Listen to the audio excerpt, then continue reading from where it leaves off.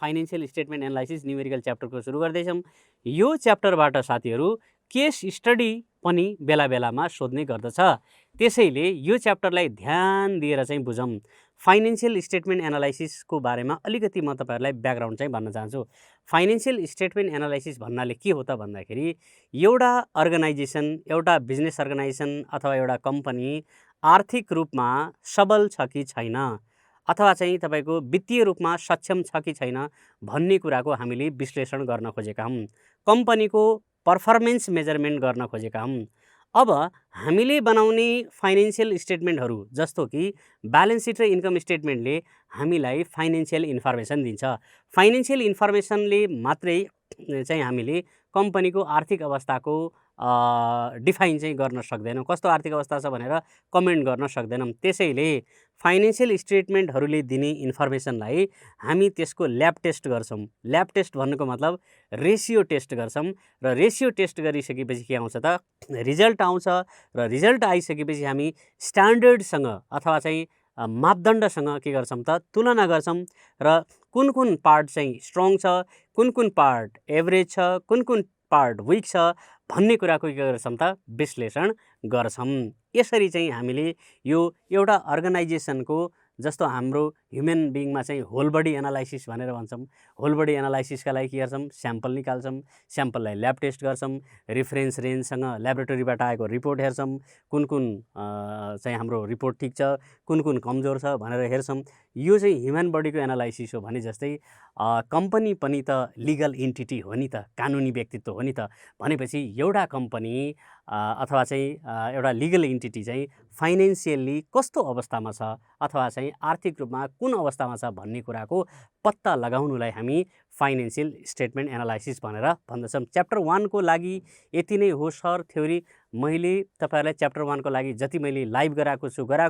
बाँकी एउटा टपिक जति जुन हामीले कभर गर्न बाँकी छ, एउटा दुईटा टपिक, त्यो टपिक तपाईँलाई रेकर्डेड भर्जनमा आउनेछ भनेर अस्तिको क्लासमा हामीले यो सबै गफसफ गरिसकेका छौँ। अब हामी अरू गफ नगरिकन विषयवस्तुमा प्रवेश गर्न चाहन्छौँ। डियर फ्रेन्ड्स, मेरा मित्र हो, अब हामी कन्सेप्ट फाइनेन्शियल स्टेटमेन्ट एनालाइसिसका लागि पहिला हामी कन्सेप्टको कुरा गर्दैछौँ है त। कन्सेप्ट सँगसँगै लेख्नु होला। अब न्युमेरिकलमा पनि फेरि अल्छी नगर्नु होला। Concept company prepares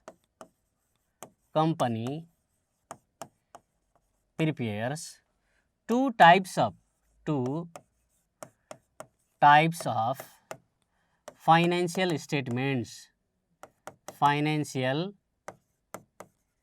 statements. Company prepares two types of financial statements that are तिनीहरू भनेको balance sheet and income statement. Balance sheet and income statement. Balance sheet shows. Balance sheet किन बनाउने? Balance sheet shows sources and uses of fund. कुनै पनि कम्पनीको balance सिटले कम्पनीको sources and usages of fund देखाउँछ, अथवा कम्पनीले कहाँबाट पैसा ल्याएको छ, sources of fund, usages of fund त्यो केमा चाहिँ युज गरेको छ त्यो चाहिँ देखाउँदछ। भनेपछि income statement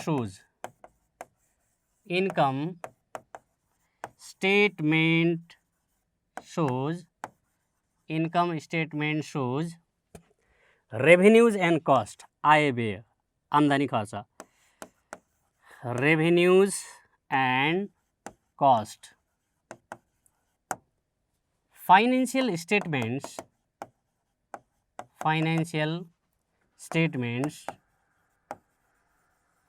statements provide financial informations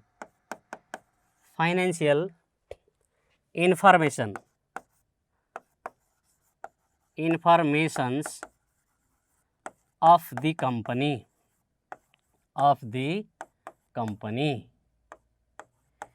Financial statements provide financial information of the company. अब यसलाई म सिम्पल उसमा चाहिँ है। यसलाई म कन्भर्ट गरेर के छ यसको थ्योरिटिकल पार्ट म भन्छु है त। कम्पनीहरूले दुईटा खालको वित्तीय विवरणहरू फाइनेन्सियल स्टेटमेन्टहरू तयार पार्छन्। तिनीहरू भनेको ब्यालेन्स सिट र इन्कम स्टेटमेन्ट हो। ब्यालेन्स सिट किन बनाइन्छ त भन्दाखेरि एउटा कम्पनीको सोर्सेस र युजेज अफ फन्ड भन्नाले ब्यालेन्स सिटको लाइबिलिटी एन्ड इक्विटी साइडले तपाईँले इस्टाब्लिस गरेको कम्पनीका लागि कहाँबाट फन्ड खोज्नु भएको छ अथवा सोर्सेस अफ फन्ड चाहिँ देखाउँछ ब्यालेन्स सिटको लाइबिलिटी एन्ड इक्विटी साइडले। र त्यसपछि एसेट साइडले फन्डको युज केमा तपाईँले त्यो फन्डलाई चाहिँ कन्भर्ट गर्नुभएको छ अथवा चाहिँ लगानी गर्नुभएको छ फन्डको युज देखाउँछ। र इन्कम स्टेटमेन्टले रेभेन्युज र कस्ट आय र व्यय आम्दानी र खर्च देखाउँछ। र त्यसपछि फाइनेन्सियल स्टेटमेन्टले हामीलाई दिने भनेको के हो त भन्दाखेरि फाइनेन्सियल इन्फर्मेसन दिने हो। फाइनेन्सियल इन्फर्मेसनहरू दिने हो, कम्पनीको बारेमा इन्फर्मेसन मात्रै दिने हो। अब एनालाइसिस होइन है, फेरि इन्फर्मेसन मात्रै दिने हो। अब त्यसपछि अब हामीले सबभन्दा पहिले बनाउँदैछौँ ब्यालेन्स सिट।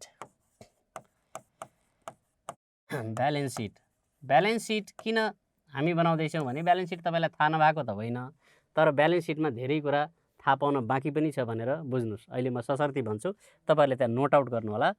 ओहो मैले त यो कुरा त विचारै गरे रहेनछु भनेर चाहिँ तपाईँले थाहा पाउनुहुन्छ। एसेट्स, त्यसै गरी एमाउन्ट, त्यसै गरी लाइबिलिटिज एन्ड इक्विटी र त्यसै गरी एमाउन्ट। यो हामी के गर्दैछौँ त भन्दाखेरि knowing the financial statement. Knowing the financial statement mean knowing the balance sheet as well as items in the balance sheet के हो भन्ने कुरा जान्ने कोसिस गर्दैछौँ। सबभन्दा पहिले हामी के गर्छौँ त भन्दाखेरि क्यास, त्यसै गरी मार्केटेबल सेक्युरिटिज, त्यसै गरी रिसिभेबल्स, त्यसै गरी इन्भेन्ट्रिज र यो सबै हामीले यसरी एमाउन्ट हामीलाई दिएको हुन्छ। यो हामीले टक्क क्वेसनमा देखिने कुरा हो यो। त्यसपछि एनालाइसिस गर भन्छ, अनि डिसिजन सोध्छ, थ्योरी सोध्छ, अनि यो कन्सेप्चुअल ब्याकग्राउन्ड छैन, अनि केस स्टडीको एन्सर कहाँबाट दिने भन्ने कुरा त्यो रट्ने सिवाय केही उपाय रहँदैन। त्यसैले पहिला राम्रोसँग बुझ्नुहोस्। जोडिसकेपछि करेन्ट एसेट्स आउँछ, यसलाई हामीले सिए भनेर भन्छौँ, करेन्ट एसेट्स आउँछ। त्यसपछि हामी यसमा के थप्छौँ त भन्दाखेरि नेट फिक्स्ड एसेट्स जोडिसकेपछि त्यसपछि आउँछ तपाईँको टोटल एसेट्स। र अब टोटल एसेट्स आइसकेपछि यो कुरा हामी क्लोज गरिदिन्छौँ, सबै आइटमहरू कति छ। त्यसपछि यतापट्टि अकाउन्ट पेएबल हुन्छ र त्यसपछि एक्युरल्स हुन्छ र त्यसै गरी नोट्स पेएबल हुन्छ र त्यसपछि यो जोडलाई हामी करेन्ट लाइबिलिटिज भन्छौँ। यसलाई सर्टकटमा सिएल भनेर भन्छौँ। त्यसपछि यसमा हामी थप्छौँ लङ टर्म डेप्ट थप्छौँ। त्यसपछि हामी थप्छौँ कमन स्टक, त्यसै गरी पेड इन क्यापिटल र त्यसै गरी तपाईँको रिटेन अर्निङ है। अब यो किन जान्न जरुरी छ भने यसै सेमेस्टरको लागि पनि जान्नै पर्यो, पछि थर्ड सेम फोर्थ सेमको फाइनेन्स पढ्दाखेरि त्यसका लागि यो बेस पनि हो फाइनेन्सियल म्यानेजमेन्ट भनेको। त्यसैले यी सबै कुरा जान्न जरुरी छ। अब म यहाँनिर total liabilities and equity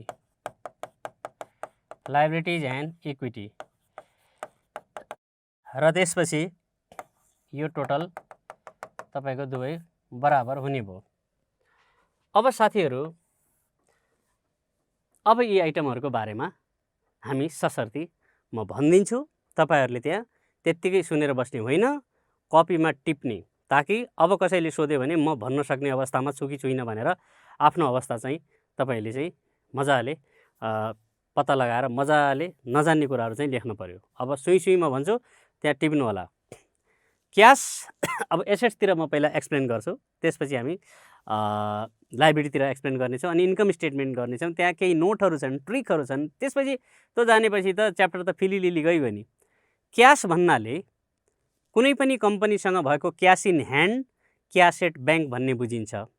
marketable securities भन्नाले कुनै पनि कम्पनीले सर्ट टर्म सेक्युरिटीहरूमा जस्तो ट्रेजरी बिल, कमर्सियल पेपरहरूमा लगानी गरेको छ भने तिनीहरूलाई इजिली क्यासमा फास्टेस्ट कन्भर्ट गर्न सकिन्छ र तिनीहरूलाई लिक्विडेबल सेक्युरिटिज भने पनि हुन्छ, मार्केटेबल सेक्युरिटिज भने पनि हुन्छ। 1 वर्ष वा सोभन्दा कम मेच्युरिटी पिरियड भएका फाइनेन्सियल सेक्युरिटीहरू मार्केटेबल सेक्युरिटिजमा पर्छन् यदि कम्पनीले त्यस्तोमा लगानी गरेछ भने। रिसिभेबल भनेको उधारोमा बिक्री गरेपछि जुन मार्केटबाट कलेक्सन हुन बाँकी हुन्छ त्यसलाई हामी रिसिभेबल भनेर भन्दछौँ। इन्भेन्ट्रिज भन्नाले कुनै पनि कम्पनीमा भएको र मेटेरियल, सेमी फिनिस्ड गुड र फिनिस्ड गुडको जोड हो जुन वेयरहाउसमा हुने गर्दछ सामान्यतया, र सबै जोड्दा करेन्ट एसेट्स आएको यहाँहरूलाई थाहा छँदैछ। त्यसपछि नेट फिक्स एसेट्स भन्नाले ल्यान्ड, बिल्डिङ, प्लान्ट, मेसिनरीलाई जोडेर आएको आइटम हो नेट फिक्स एसेट्स। यो फाइनेन्सिङ प्याटर्नको ब्यालेन्स सिट हो। र साथीहरू नेट फिक्स एसेट्स भन्नाले फिक्स एसेट्समा डेप्रिसिएसन घटाइएको हुन्छ भनेर बुझ्नु पर्दछ। यसो गर्दा टोटल एसेट्स चाहिँ हाम्रो आउने भयो। अब हामी चर्चा गरौँ लाइबिलिटी एन्ड इक्विटी साइडका आइटमको अर्थ के हो। अर्थ बुझ्नु भएन भने बिना अर्थ दिलमा सजाए तिमीलाई भने जस्तै हो। एकाउन्ट पेएबल भनेको र मेटेरियल किनेको पैसा तिरिएको छैन भने त्यसलाई एकाउन्ट पेएबल भनेर इन्ट्री गर्नु पर्दछ। एक्युरल्स भनेको वर्करलाई काम गराइसकिएको छ तर वर्करको वेजेस तिर्न बाँकी छ भने त्यसलाई वेजेस टु बी पेड भने पनि हुन्छ, आउटस्ट्यान्डिङ वेजेस भने पनि हुन्छ, तर हामी फाइनेन्समा यहाँ एक्युरल्स भनेर भन्दछौँ। त्यसै गरी नोट्स पेएबल भन्नाले कुनै पनि कम्पनीले 1 वर्ष वा सोभन्दा कम समयावधिको लागि ब्याङ्क तथा वित्तीय संस्थासँग लिएको कर्जा सम्झिनु पर्नेछ। हामी सर्ट टर्म लोन भन्न रुचाउँछौँ तर इन्टरनेसनली यसलाई नोट्स पेएबल पो भन्दो रहेछन् हौ। त्यसै गरी सबै जोड्दाखेरि करेन्ट लाइबिलिटिज आउँछ। र त्यसपछि अब चर्चा गरौँ लङ टर्म डेप्ट। लङ टर्म डेप्ट भन्नाले कुनै कम्पनीले 5, 10, 20 वर्षका लागि गरेको बरोइङ, ब्याङ्कबाट लिएको ऋणलाई लङ टर्म डेप्ट भनेर बुझ्नुपर्नेछ। त्यति मात्रै कहाँ हो र, यदि कुनै कम्पनीले बोन्ड डिबेन्चर इस्यु गरेको छ भने त्यो पनि लङ टर्म डेप्ट भित्र नै पर्नेछ। त्यसै गरी कमन स्टक भन्नाले कुनै पनि कम्पनीले जम्मा कति नम्बर अफ सेयर्स आउटस्ट्यान्डिङ अथवा कम्पनीको टोटल सेयर छ त्यो सेयरलाई पार भेल्युले अथवा नेपालको सन्दर्भमा भन्नुहुन्छ भने 100 रुपियाँले गुणा गर्ने हो भने कमन स्टक आउँछ। र त्यसै गरी अर्को चाहिँ पेड इन क्यापिटल भनेको के हो त भन्दाखेरि हामी आइपिओ 100 भर्छौँ सामान्यतया र पछि गएर त्यो सेकेन्डरी मार्केटमा लिस्टेड भइसकेपछि 100 को सेयर तपाईँको 200, 300 पुगिसकेको हुन्छ। अब 300, 100 को सेयर 300 पुग्यो भन्नाले 200 रुपियाँ पार भेल्यु भन्दा त्यसको के भयो त इन्क्रिज भएको छ भने त्यो इन्क्रिज भएको जति एमाउन्ट छ त्यसलाई हामी पेड इन क्यापिटल भनेर भन्छौँ। र त्यसपछि अर्को कुरा रिटेन्ड अर्निङ भन्नाले कम्पनीले कमाएको नाफा तर सेयर होल्डरलाई डिस्ट्रिब्युट गर्न बाँकी छ भने मानिलिउँ कुनै कम्पनीले 1 करोड कमाएको छ, 1 करोडबाट 40 लाख सेयर होल्डरलाई डिभिडेन्ड अथवा बोनसको रूपमा बाँड्यो भने 60 लाख कम्पनीमा रिइन्भेस्टमेन्ट गर्यो भने रिइन्भेस्टमेन्ट गरेको प्रफिटलाई हामी अनडिस्ट्रिब्युटेड प्रफिट भनेर पनि भन्न सक्छौँ, रिटेन अर्निङ भनेर पनि भन्न सक्छौँ। कहाँसम्म गयो भन्ने कुरा तपाईँहरूलाई स्क्रिनमा देखाइदिन्छु। इन्ट्रोडक्सनको थ्योरी च्याप्टर यसै गरी लेखाएर मैले गराइदिएको छु साथीहरू, त्यो एपमा छ। अहिले हामी फाइनेन्सियल स्टेटमेन्ट एनालाइसिसमा छौँ। फाइनेन्सियल स्टेटमेन्ट भने के हो कन्सेप्टमा लेख्यौँ हामीले। ब्यालेन्स सिट र इन्कम स्टेटमेन्टलाई फाइनेन्सियल स्टेटमेन्ट भनियो। फाइनेन्सियल स्टेटमेन्टले फाइनेन्सियल इन्फर्मेसन दिने भयो।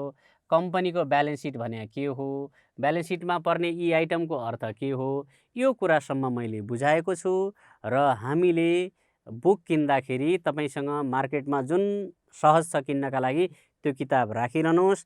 तपाईँलाई आवश्यक पर्ने न्युमेरिकल क्वेसन जाँचका लागि ओरिएन्टेड, त्यसै गरी थ्योरी जे जति छ त्यो सबै कुरा म तपाईँलाई एपमा राख्नेछु। इन्ट्रोडक्सन पछिको न्युमेरिकल प्र्याक्टिकल च्याप्टरको पहिलो दिन हो आज, त्यसैले अब हामी विषयवस्तुमा प्रवेश गर्छौँ।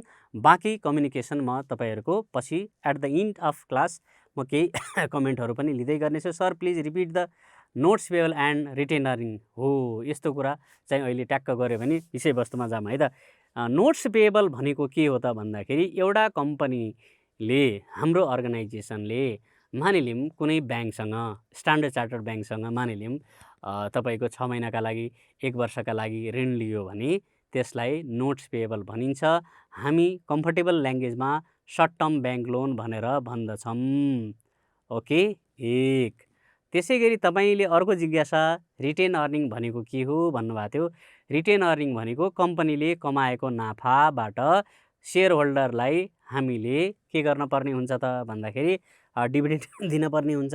अब सबै पैसा डिभिडेन्ड दिउँ भनेपछि कम्पनीले अलिकति प्रफिट आफ्ना लागि रियुज गर्नका लागि पनि बचाउनु पर्यो। भनेपछि 1 करोड प्रफिट कमाएको कम्पनीले आफ्ना common stock holder, equity share होल्डरलाई 40 लाख रुपियाँ डिभिडेन्ड बाँड्यो भने 60 लाख रुपियाँ त कम्पनीकै फ्युचर प्रोग्रेसको लागि रिइन्भेस्ट गरेछ।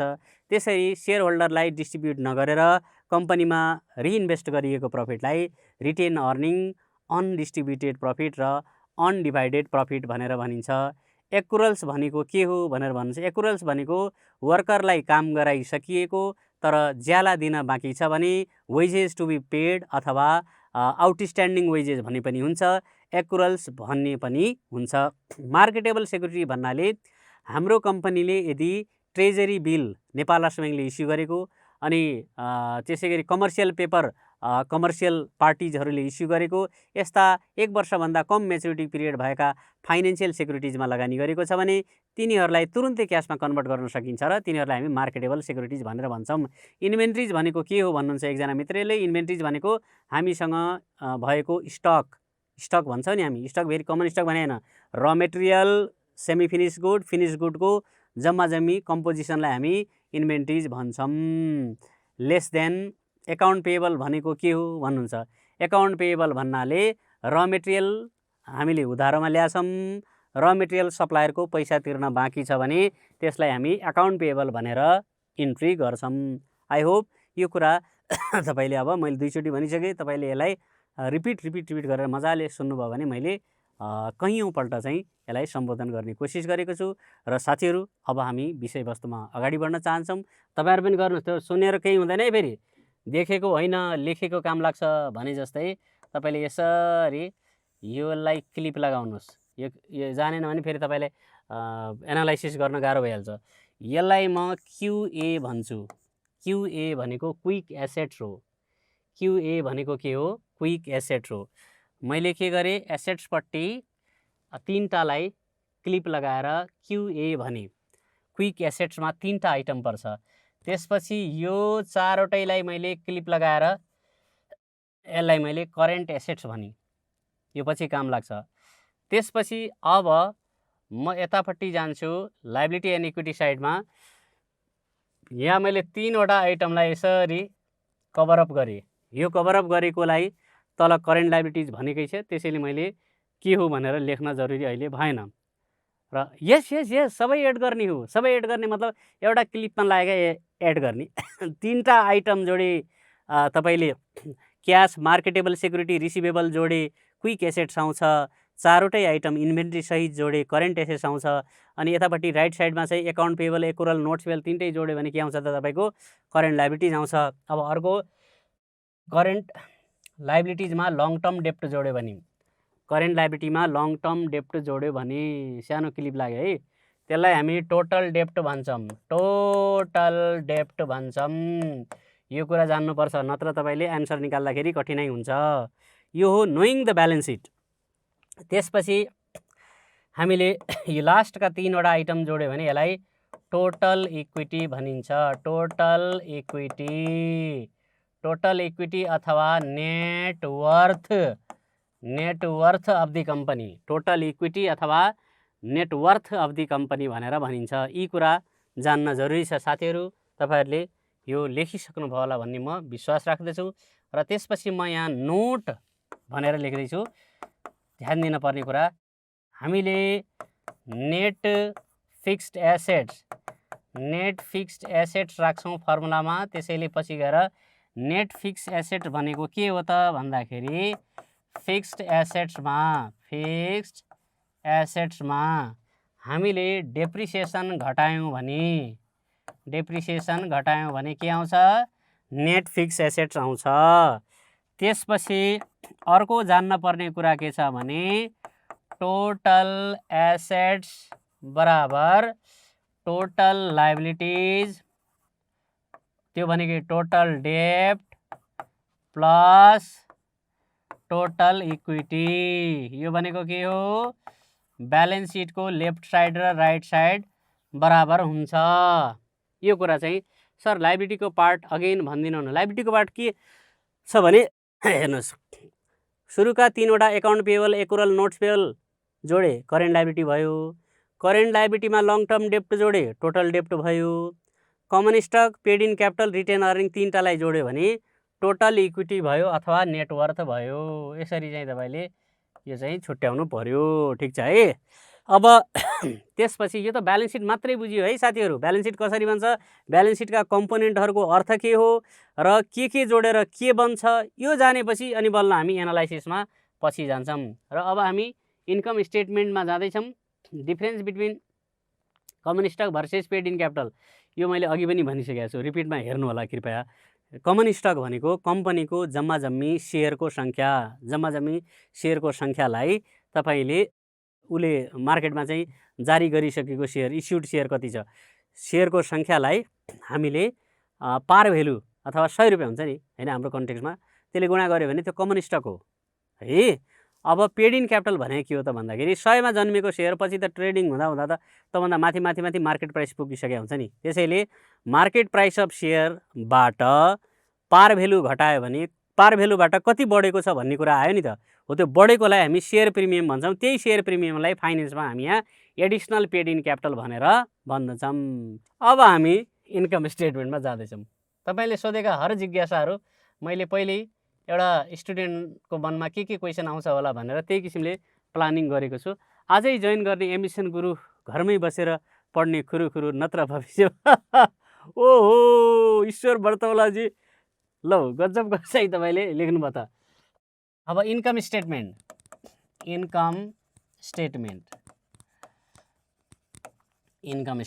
तपाईले राम्रोसँग पढ्नुहोस्। तपाईलाई हामी हरेक कुरा डिटेलली बुझाइदिन तयार छौँ। पर्टिकुलर्स एमाउन्ट, साना कुरा हामी भन्न तयार छौँ। तर तपाईले मेहनत गर्नुहोस्। तपाईले जान्न चाहेको हरेक प्रश्नको उत्तर दिनलाई हामी तयार भएर आएका छौँ। सर फर्स्ट च्याप्टर के भयो सर? फर्स्ट च्याप्टरको 80% हामीले लेखेर थ्योरी क्लासमै गरेका छौँ, त्यो एपमा आइसक्यो होला। अब अलिकति 20% चाहिँ जुन बाँकी छ त्यो भनेको फाइनेन्सियल इन्भाइरोमेन्टका बारेमा है र एजेन्सी रिलेसनसिपका बारेमा दुईटा सानो कभरेज गर्नुपर्ने छ। त्यो कभर गरेर म तपाईलाई एपमा चाहिँ छिटोभन्दा छिटो पठाइदिउँला। र अस्तिको स्याटरडे पनि मैले रेकर्ड गरेर पठाउन सोचेको हो, तर अरू लेभलको क्लासेसको चाहिँ रेकर्डिङ गर्दै चाहिँ टाइम भ्याइएन। अबको कमिङ कुनै पब्लिक होलिडे अथवा स्याटरडे पऱ्यो भने म तपाईँलाई बाँकी त्यो दुईटा टपिकमा के हो भनेर क्लियर कट सानो कुरा केलाएर म तपाईँलाई एपमा राखिदिउँला। माथिको अलिकति छोटो, त्यसै गरी वेल्थ म्याक्सिमाइजेसनसम्म पढेको छ है सर। हो जहाँसम्म एपमा छ, जहाँसम्म छैन म तपाईँहरूलाई बनाएर पठाइहाल्छु नि। म त त्यो आजको क्लासमा गरिदिउँला भन्ने सोचेको थिएँ। फेरि धेरै साथीभाइहरूलाई थ्योरी पनि अलिकति भनौँ फोकस भन्दा पनि न्युमेरिकल फोकस गरौँ भन्न थालेँ। त्यही भएर मैले भने ल ठिक छ, एक दिनको क्लास लेखेरै पनि सकिन्थ्यो। हेर्नुहोस् दुईटा टपिक छ। एउटा टपिक भनेको एजेन्सी रिलेसनसिप छ, हामीले अब पढ्न बाँकी थ्योरीमा है, इन्ट्रोडक्सन अरू सब भ्याइसकेको छ थ्योरीको। अर्को तपाईँको फाइनेन्सियल इन्भाइरोमेन्टको बारेमा छ। त्यो भनेको मलाई लाग्छ अब हामीले रेकर्डेड बनायौँ भने हार्डली हाफ एन आवरको एउटा भिडियो भन्छ, त्यो चाहिँ हामी एपमा राखिदिउँला। अब भ्याइयो होला है, म अगाडि बढ्छु। यहाँ समस्या के छ भने एउटा साथीको कमेन्ट लेखौँ, अर्को साथीले के कमेन्टमा अल्झ्या होलान् भन्ने हुन्छ, नगरौँ रेस्पोन्सै छैन भन्ने आइदिएला फिडब्याक, कसो गरौँ के गरौँ लौ न भने जस्तो भइरहेछ। इन्कम स्टेटमेन्ट कस्तो हुन्छ, अब इन्कम स्टेटमेन्टको चर्चा गर्छु ल। अब धेरै कमेन्ट एकछिन नलेख्नुहोस्। सेल्स यो बनाउन जान्नै पर्छ तपाईँहरूले, अलिअलि आउँछ भनेर काम चल्दैन। Lace COGS cost of good sold, कतिको सामान बेचियो सेल्स, त्यो सामान बनाउँदा कति लाग्यो अथवा किनेर बेच्ने हो भने किन्दा कति लाग्यो कस्ट अफ गुड सोल्ड। त्यो घटाइसकेपछि आउँछ ग्रस प्रफिट। ग्रस प्रफिट त्यसमा लेस घट्ने भयो फिक्स कस्ट। फिक्स्ड कस्ट भित्र डेप्रिसिएसन पनि पर्छ भनेर बुझ्नु पर्यो है। फिक्स कस्ट दुईटा फिक्स कस्ट हुन्छ, एउटा क्यास फिक्स कस्ट, अर्को नन क्यास फिक्स कस्ट। नगदमा तिरिने फिक्स खर्चहरूलाई क्यास फिक्स कस्ट भनिन्छ, जस्तो स्यालेरी भयो, इम्प्लोइ स्यालेरी, हाउस रेन्ट भनेर त फिक्स तिर्नै पर्छ नि, नगदै तिर्नुपर्छ नि। दियो दियो दियो भनेर मुखले भनेर त तिरिँदैन नि त, त्यसैले गर्दा त्यो क्यास फिक्स कस्ट भयो। अब नन क्यास फिक्स कस्ट भनेको डेप्रिसिएसन जस्तो नन क्यास फिक्स कस्ट हो। हरेक वर्ष income स्टेटमेन्टमा non cash fix कस्टमा depreciation घटाइरहेको हुन्छ। अब कुरो के भने डेप्रिसिएसन भनेको संसारमा कसैले कसैलाई तिरेको छैन नि त हो, त्यसैले गर्दाखेरि डेप्रिसिएसन यसैभित्र पर्छ। फिक्स कस्टभित्र यति बुझौँ कि यो लेभलमा क्यास फिक्स कस्ट र नन क्यास फिक्स कस्टको जोडलाई नै टोटल फिक्स कस्ट भनिन्छ। त अब तपाईँलाई जाँचमा चाहिँ फिक्स कस्टै भनेर दिएला। त्यसपछि यो घटाइसकेपछि के आउँछ भने earning before interest and tax. सर्टकटमा के भन्छ त भन्दाखेरि EBIT, earning before interest and tax, सर्टकटमा EBIT भन्छ। ठिक छ। र त्यसपछि यो EBIT-लाई अर्को भाषा पनि भनिदिन्छु म, कहीँनिर जहाँ झुक्याइदो भने त झुक्याइदो, अपरेटिङ प्रफिट भन्छ। कहिलेकाहीँ EBIT नभनेर अपरेटिङ प्रफिट भनेर दिइदिन्छ, अनि अपरेटिङ प्रफिटबाट तल इन्कम स्टेटमेन्टमा चाहिँ ओर्लिन पर्ने खालको क्वेसन भइदिन सक्छ। त्यसैले EBIT भनेको अपरेटिङ प्रफिट हो।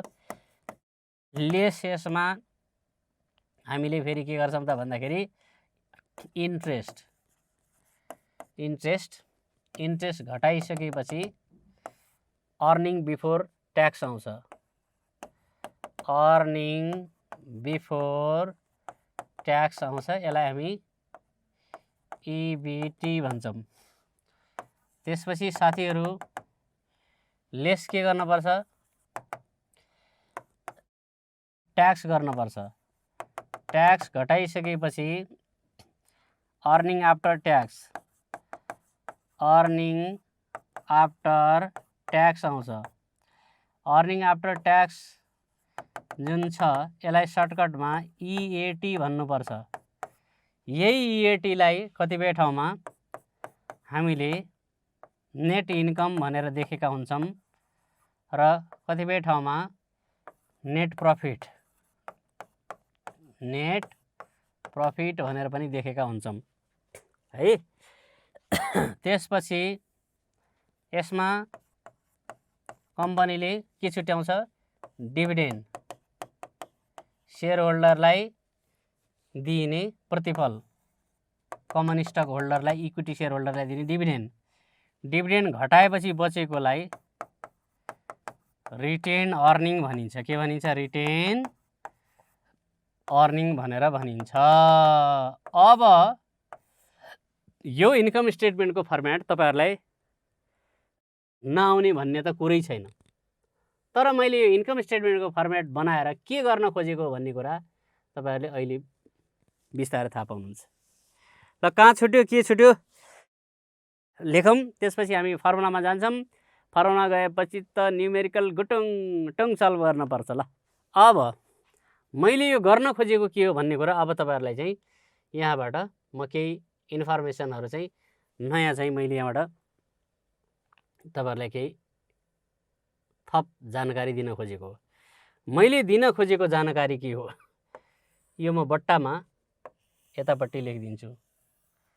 बट्टामा चाहिने कुरा एनओटी नोट, इन्कम स्टेटमेन्ट सम्बन्धी क्वेसन आयो भने ब्याङ्कको रिपोर्टमा अपरेटिङ प्रफिट भनेको इबिआइटी, अपरेटिङ प्रफिट भनेको अब ब्याङ्कको रिपोर्टतिर जानुभयो। अहिले हामी ब्याङ्कको रिपोर्ट होइन, म्यानुफ्याक्चरिङ कम्पनी, ट्रेडिङ कम्पनीको कुरा गर्दैछौँ। तपाईँले अब कुरा गरिहाल्नुभयो भने मैले त्यसको एन्सर दिनुपर्छ। अब म ब्याङ्किङ कन्टेक्स्टमा पनि भन्दैछु, यो कुरा म मास्टर्स 4 सेमेस्टरको क्लासमा भनौँला भनेर भनेको थिएन, तर अब सोधेपछि त भन्नै पर्यो।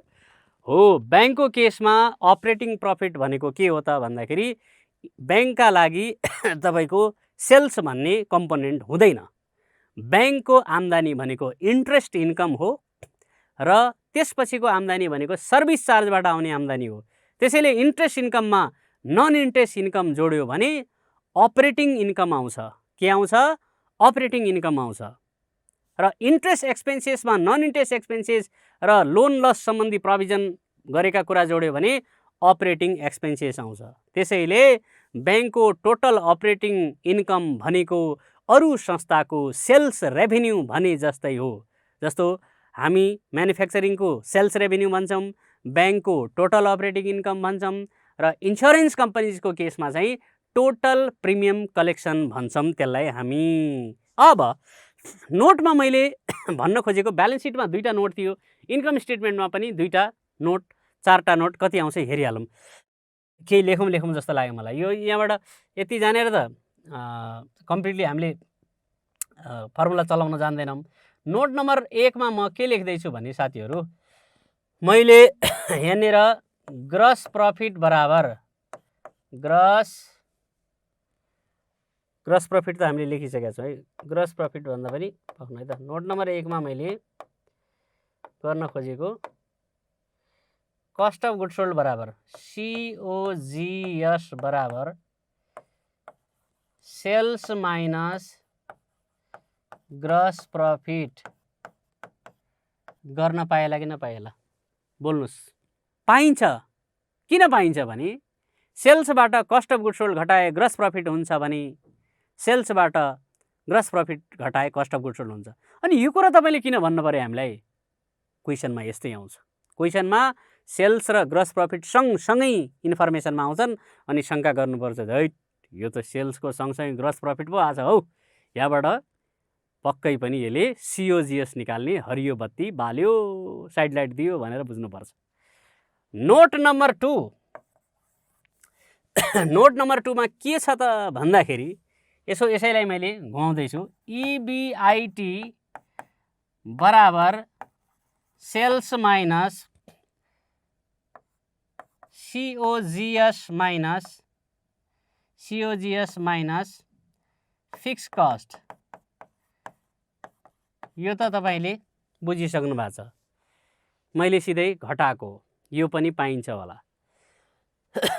किनकि यो फर्ममा हामीले जान्न पर्ने हुन्छ क्या साथीहरू। जाँचमा चाहिँ यस्तै आउने हो। इन्कम स्टेटमेन्टलाई घुमाउने टेक्निक्सहरू पनि बुझ्नुपर्ने हुन्छ। त्यसपछि अर्को मैले 3 नम्बरमा के लेख्न चाहेँ भने EAT बराबर dividend plus retained earning. Dividend plus retained earning पाइयो कि पाइएन?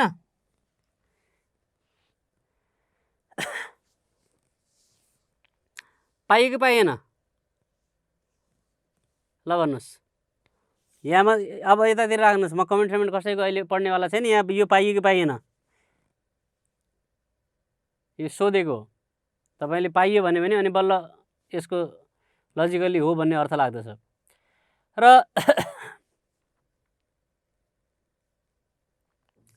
त्यसपछि अर्को चमत्कार फेरि गरौँ। EAT भनेको EBT मा 1 - T पाइयो कि पाइएन? पाइएन भने म प्रुफ गर्न सक्छु। तपाईँलाई लागिरहेछ मैले लेखेको कुरा ठिकै हो, किनकि यो इन्कम स्टेटमेन्टको फर्मेट बनाएको भनेकै यी कुरा डेरिभेसन गर्नको लागि हो। इन्कम स्टेटमेन्टलाई कसरी हामी भ्यालु निकाल्न सक्छौँ भनेर। टी भनेको ट्याक्स हो, टी भनेको ट्याक्स हो। अब मैले के गरेँ भने जस्तो यो 3 नम्बरको नोटमा इएटीबाट डिभिडेन्ड घटाए रिटेन अर्निङ आउँछ भने रिटेन अर्निङ र डिभिडेन्ड जोडे इएटी हुन्छ भने हो। इबिटीमा ट्याक्स घटाए इएटी आउँछ भनेको के हो त भन्दाखेरि एउटा इक्जाम्पल म यहाँ दिन चाहन्छु। कतिपयले सोध्न चाहेर पनि सोध्न सकेका हुँदैनन्। मानिलिउँ यो कम्पनीको इबिटी 1 लाख रुपियाँ छ अरे, सरकारको ट्याक्स रेट 40% छ अरे, 1 लाखको 40% भनेको 40,000 हुन्छ अरे, तो घटाउँदा 60,000 बच्छ अरे। यो केसबाट यसरी सल्भ गर्दा इएटी चाहिँ तपाईँको 60,000 आयो नि। अब यही कुरा मैले अघि लेखेको यहाँ राख्दाखेरि भ्यालु राख्दाखेरि चाहिँ तपाईँको मानिलिउँ 1 लाख रुपियाँ तपाईँको इबिटी हो, ट्याक्स रेट तपाईँको 40% भनेको 0.4 हो भनेपछि 40% भने त 0.4 हो नि, 40/100 गरेर हो। अब 0.6 भयो भनेपछि बच्यो कति त भन्दाखेरि 60,000 बच्यो नि त हो। त्यसैले यसरी हामीले इन्कम स्टेटमेन्टमा इबिटीबाट ट्याक्स घटाएर इएटी निकाल्नु र इबिटीमा 1 - टी गर्नु एउटै कुरा हो। र यी चाहिँ ट्रिकहरू हामीले चाहिँ डेभलप गर्न सकियो भने अनि हामीलाई सबै कुरा यहीँबाट चाहिँ क्वेसनको चाहिँ जति पनि जहाँ ब्रेक लाग्छ त्यो सबै आफै खुल्दै जान्छ।